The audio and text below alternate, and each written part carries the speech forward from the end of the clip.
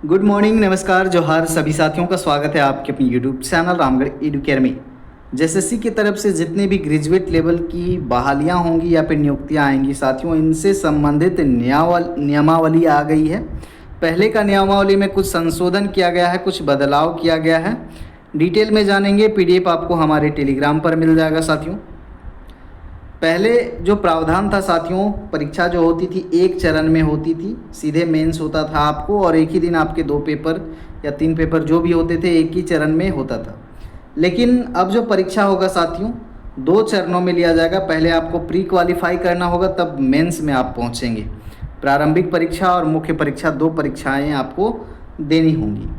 लेकिन 50,000 से कम आवेदन अगर रहते हैं तो प्रारंभिक परीक्षा नहीं लिया जाएगा। ये बात आप ध्यान में रखेंगे। ये आयोग डिसाइड कर सकता है कि 50,000 से कम है तो वह सीधे मेंस का आयोजन कर सकता है, ये निर्णय ले सकेगा आयोग। एग्ज़ाम वस्तुनिष्ठ बहुविकल्पीय होगा। प्रत्येक प्रश्न 3 अंक का रहेगा और प्रत्येक गलत उत्तर के लिए 1 अंक की कटौती की जाएगी।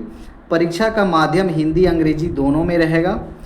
उसके बाद में प्रारंभिक परीक्षा का पाठ्यक्रम जो है साथियों आपका 120 मार्क्स का टोटल रहेगा। पहले 100 मार्क्स का होता था। ये सामान्य अध्ययन से 30 प्रश्न, झारखंड से 60 प्रश्न है, गणित से 10, विज्ञान से 10 और मानसिक क्षमता जांच से 10 सवाल। टोटल 120 प्रश्नों का ये आपका प्री एग्ज़ाम होगा 2 घंटे के लिए।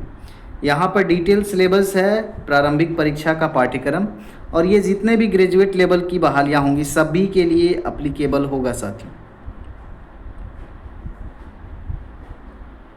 तो ये आपका सिलेबस। अब यहाँ पर देखें, प्रारंभिक परीक्षा अंतर्गत न्यूनतम अंक संबंधी प्रावधान।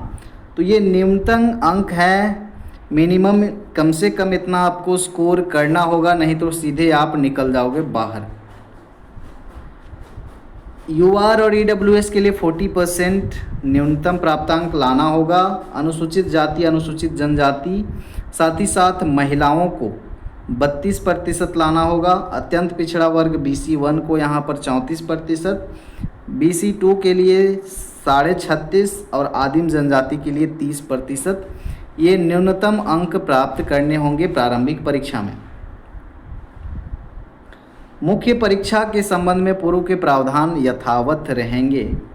इसमें और एक कंडीशन है जो कि बहुत महत्वपूर्ण है। प्रारंभिक परीक्षा में प्राप्त अंक के आधार पर आयोग द्वारा अभ्यर्थियों की मेधा सूची यानी कि मेरिट लिस्ट बनाया जाएगा। तदुपरांत कुल रिक्ति के 15 गुना अभ्यर्थियों को मेधा क्रमानुसार प्रारंभिक चयन सूची तैयार की जाएगी।